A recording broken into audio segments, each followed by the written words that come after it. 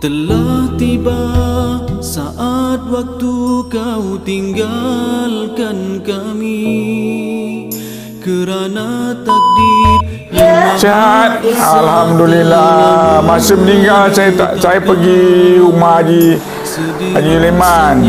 Rata-rata sini dah ke Umi. Awal ya.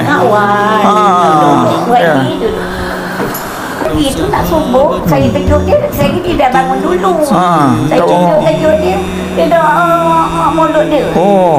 Saya tengah berdua dengan dia lah. Macam kena stroke Katanya tu dia tidur dah tutup lah. Dia bukan jantung, dia stroke, tekanan darah tinggi. Banyak dia gitu je. Dia beli banyak tu, dia dah masuk dalam otak kan. Dia ganggu otak, pecah lah. terus bersama diri.